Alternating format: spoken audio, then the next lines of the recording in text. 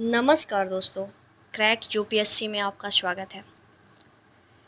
आज का class start करने से पहले हम लोग जो पिछली क्लासेस थी उसके बारे में थोड़ा-सा रिकॉल करने की कोशिश करेंगे। ठीक बात है कि हमने पिछली वाली क्लास में क्या-क्या चीज़ें देखा था, ठीक? अगर जो आपको याद होगा तो हम लोग ब्रिटिश प्रशासन के बारे में देख रहे थे कि ब्रिटिश प्रशासन की व्यवस्था कैसी थी। उसमें कौन-कौन से हिस्से ऐसे थे जिन्होंने अपना बेहतर योगदान दिया था ब्रिटिश प्रशासन की व्यवस्था को बनाए रखने में। तो सबसे पहले नंबर पे हमने देखा था सिविल सर्विसेज के बारे में, जिसका काफ़ी बेहतर योगदान था, एक ऊँचे लेवल का योगदान था क्योंकि उनका क्षेत्राधिकार अधिक होता था, उनकी ज़िम्मेदारियाँ अधिक होती थी, ठीक है? तो इसलिए उनकी योग्यता भी बखूबी बहुत बेहतर होती थी, उसमें कोई डाउट या संदेह वाली बात नहीं होती थी।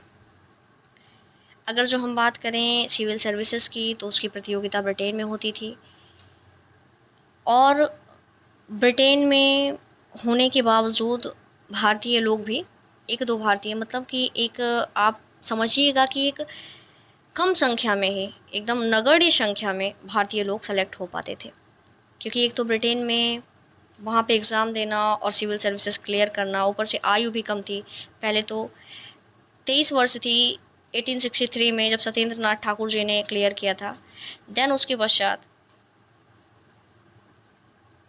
19 वर्ष कर दी गई। ठीक बात है।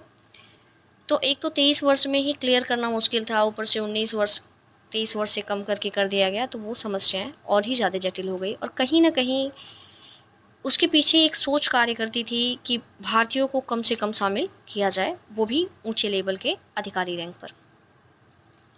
सिविल सर्विसेज का जो योगदान रहा, उनका जो कार्य था, उनका जो क्षेत्राधिकार था, वो कल की क्लास में आपको बता दिया गया था। देन उसके पश्चात हमने देखा था सेना के बारे में। सेना का क्या था? सेना की एक महत्वपूर्ण भूमिका थी ब्रिटिश साम्राज्य के विस्तार के लिए, और तो और जो विदेशी प्रतिद्वंदी होते थे ब्रिटिश के, उनसे रक्षा करने के लिए भी ये काफ़ी बेहतर कारगर साबित हुए। और जहाँ तक बात है विद्रोहों का, जो विद्रोह बहुत बड़ी लेवल के होते थे, उनको भी संभालने के लिए या उसको कुचलने के लिए, दबाने के लिए सेना का ही इस्तेमाल किया जाता था, उन्हीं का उपयोग किया जाता था। अगर जो हम बात करें छोटे लेवल पे कोई विद्रोह होता था, कोई समस्या होती थी, तो उसके लिए पुलिस प्रशासन थी। स्टार्टिंग में कॉर्नवालिस ने जब चेंजिंग किया, पुलिस व्यवस्था का निर्माण किया, थानों का निर्माण कराया गया, उसके पहले ज़मींदारों को ये चीज़ें सौंपी जाती थी। ज़मींदार जो कि एक भू राजस्व वसूलने का उसके पास अधिकार होता था, तो कॉर्नवालिस ने इसलिए अलग किया। जाहिर सी बात है कि जो कोई चीज़ उसके पास अधिकार है, उस अधिकार का भी इस्तेमाल कर रहा है और कानून व्यवस्था भी वही संभाल रहा है, तो उसमें भ्रष्टाचार तो लिप्त होना स्वाभाविक सी बात है। तो इस चीज़ को देखते हुए ज़मींदारों से हटाकर पुलिस व्यवस्था का स्थापना किया गया, थानों का स्थापना किया गया और पुलिस व्यवस्था को बेहतर बनाने के प्रयास किए गए।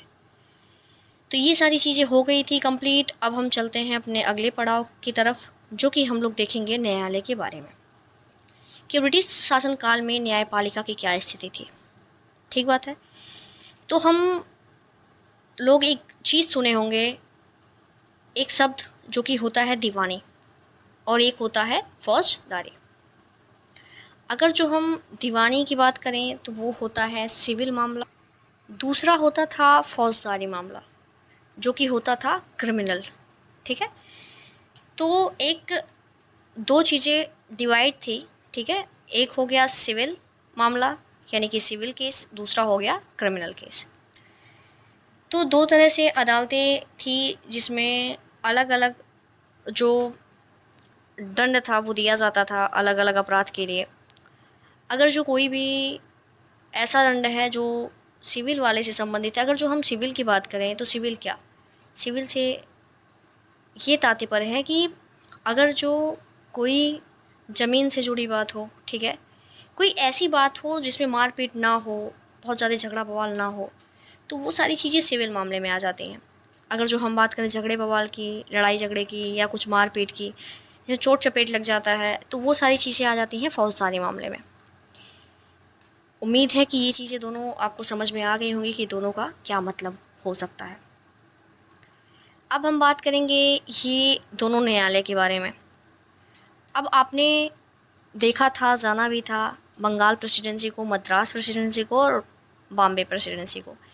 तो हर एक प्रेसिडेंसी को 4 प्रांतों में डिवाइड कर दिया जाता था, उसमें एक-एक प्रांतीय न्यायालय होता था। देन उसके पश्चात हर एक प्रांत में एक जिला न्यायालय होता था, ठीक बात है? और जिला न्यायालय के नीचे रजिस्ट्रार की अदालत होती थी। देन उसके भी नीचे अनेक छोटे अदालत होते थे, ठीक बात है? तो अभी हम बात करेंगे दीवानी अदालत के बारे में, जो कि ऐसा सीक्वेंस था, जैसा कि मैंने अभी आपको बताया। सबसे पहली बात, एक बात याद आप लोग रखेंगे कि जो कॉर्नवालिस साहब थे, इन्होंने दीवानी जज और कलेक्टर के जो कार्य थे उसको अलग किया था। इसके पहले जो कलेक्टर थे उनको न्यायिक व्यवस्था और इनका जो अभी का कार्यभार था, जो क्षेत्राधिकार मिला था, दोनों को संभालना था, ठीक बात है? लेकिन इन दोनों को अलग किसने किया? कॉर्नवालिस ने।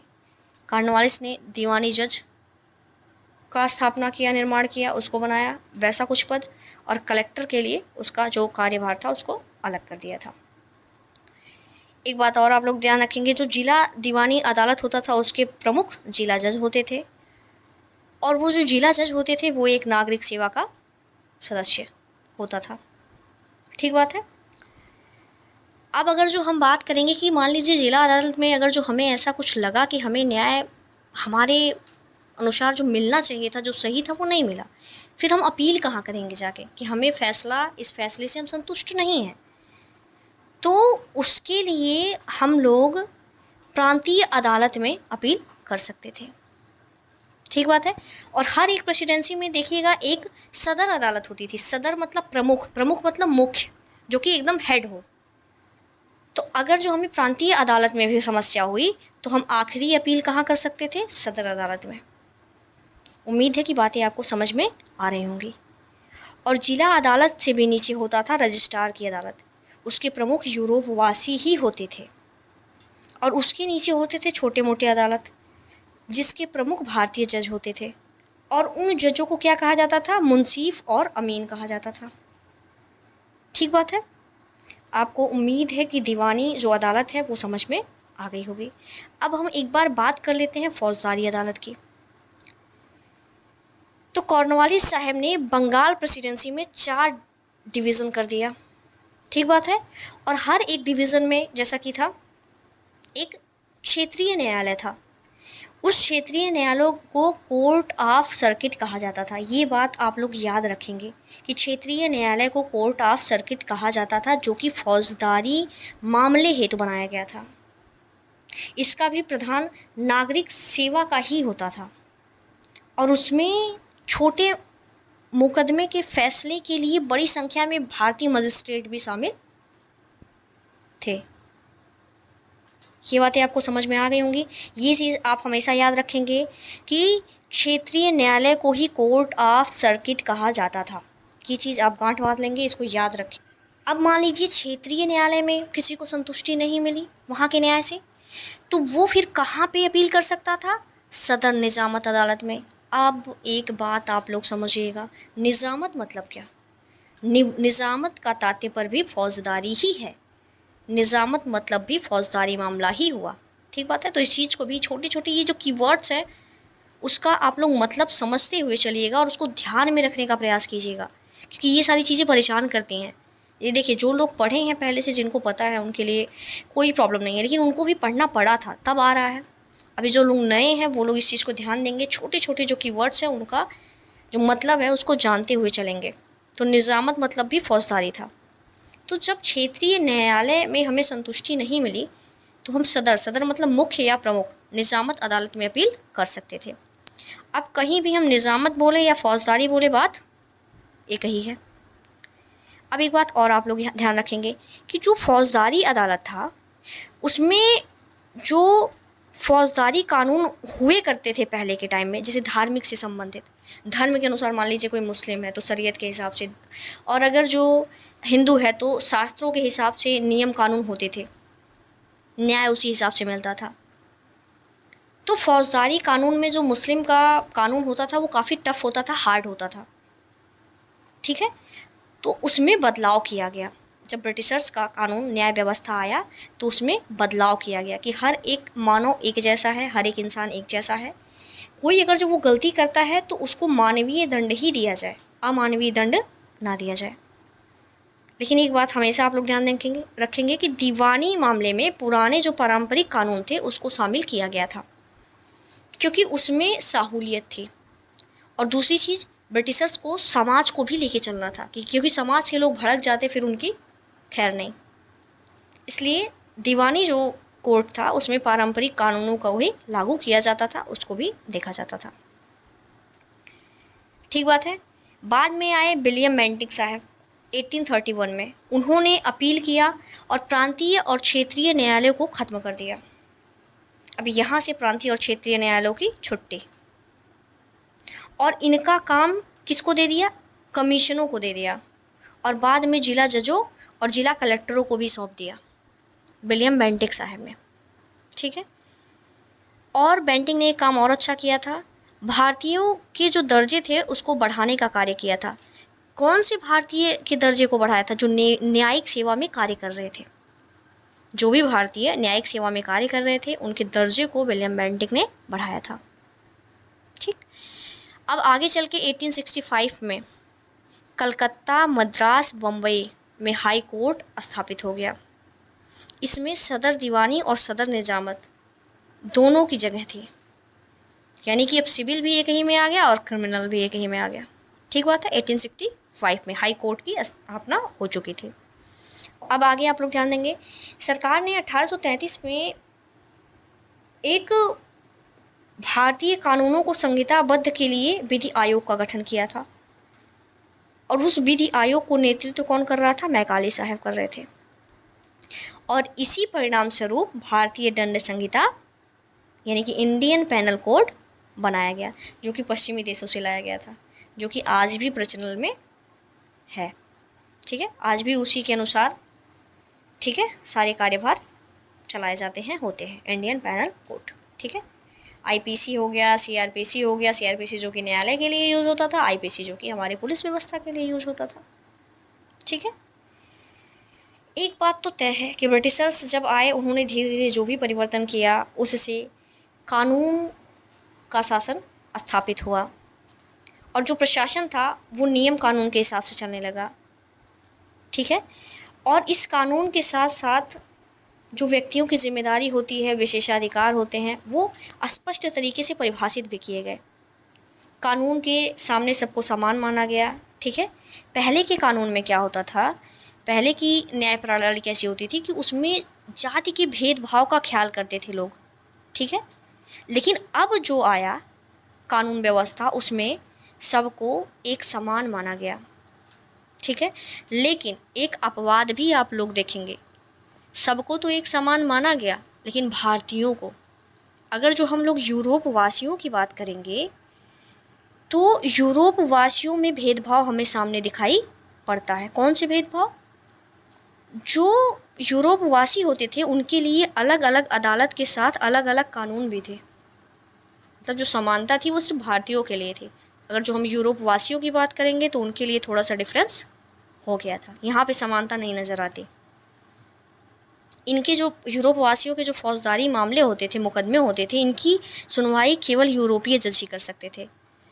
तो आपको तो पता है जब यूरोपीय जज करेंगे जिनकी फैसले की सुनवाई, और जो ब्रिटिशर्स पक्ष में होगा, तो उनको या तो बहुत कम सज़ा देंगे और या तो ना के बराबर देंगे या तो सम्मान सहित रिहा कर देंगे। कोई बात नहीं।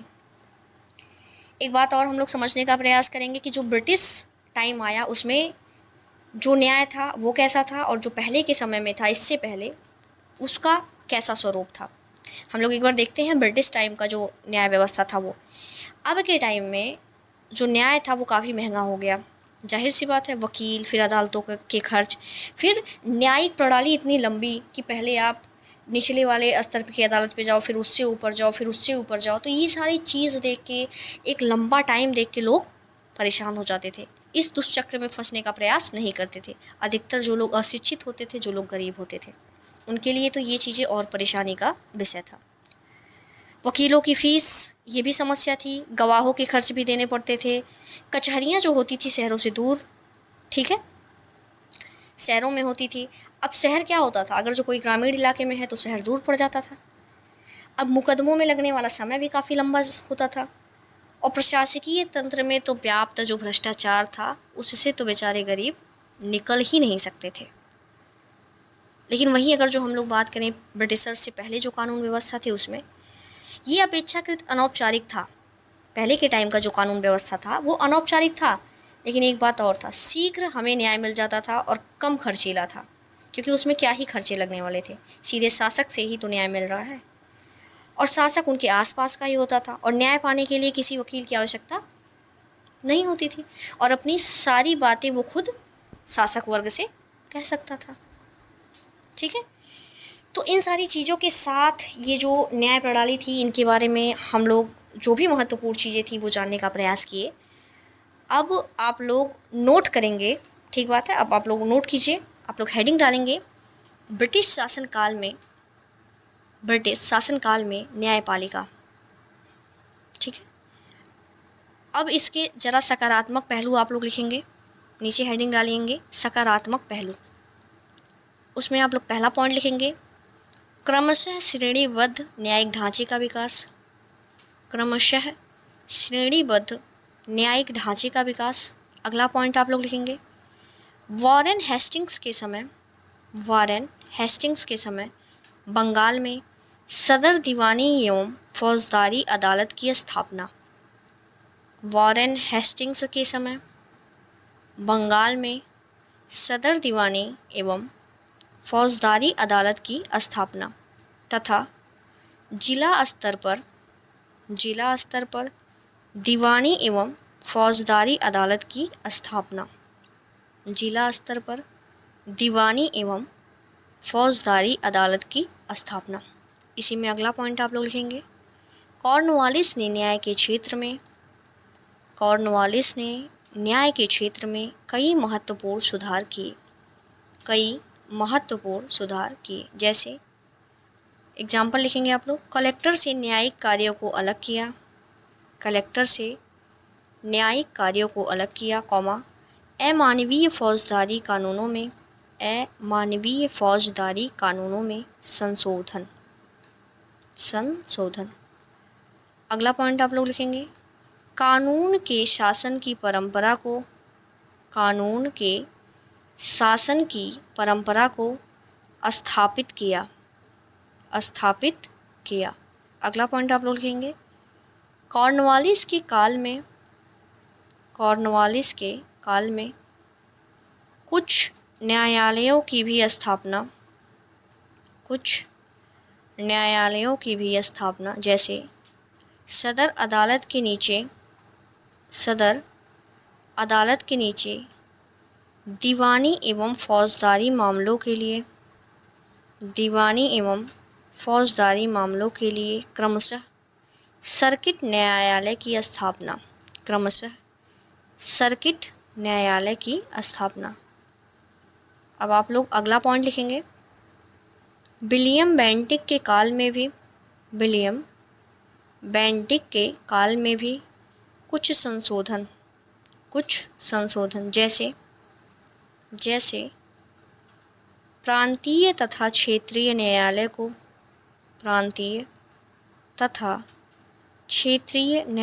को समाप्त तथा अदालत में स्थानीय भाषाओं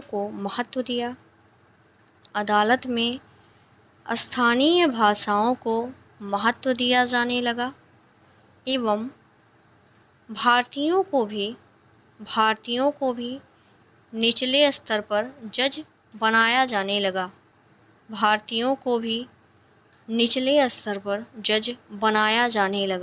अब आप लोग अगला पॉइंट लिखेंगे वायसराय कैनिंग के कार्यकाल में सदर अदालत तथा उच्चतम न्यायालय को समाप्त कर इंडियन हाई कोर्ट का प्रावधान किया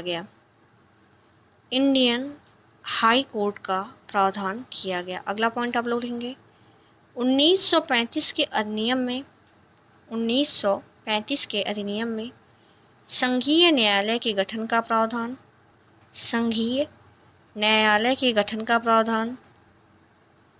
आगे अगले वाली लाइन से लिखेंगे आप लोग, आज़ादी के पश्चात इसे ही उच्चतम न्यायालय कहा गया, इसे ही उच्चतम न्यायालय कहा गया। चलिए आप लोग क्वेश्चन नोट करेंगे। 1861 के भारत परिषद अधिनियम तक 1861 के भारत परिषद अधिनियम तक ब्रिटिश शासनकाल में संवैधानिक विकास पर एक निबंध लिखे। आंसर राइटिंग आप लोग कर लीजिएगा। और एक बात और आप लोग ध्यान देंगे, जो यूपीएससी का मेंस का पेपर हो चुका है उसका जो पीडीएफ है डिस्क्रिप्शन में आपको प्रोवाइड करा दिया जाएगा, वहाँ से जाके आप चेकआउट कर लेंगे। क्वेश्चन किस टाइप के आए थे, क्वेश्चन का लेवल क्या था, वो सारी चीज़ें आप देख लेंगे। क्या आपको कुछ समझ में उसमें आ रहा है या नहीं आ रहा है, ठीक है, वो सारी चीज़ें एक बार आप लोग देख लेंगे, ठीक। और ऑप्शनल का भी जो कुछ पेपर हुआ है वो भी आपको प्रोवाइड कराने की कोशिश की जाएगी नेक्स्ट वीडियो में, ठीक है। तो आप लोग उस चीज़ को जाके चेक कर लेंगे। चलिए आज का क्लास यहीं पे समाप्त होता है। बहुत बहुत धन्यवाद।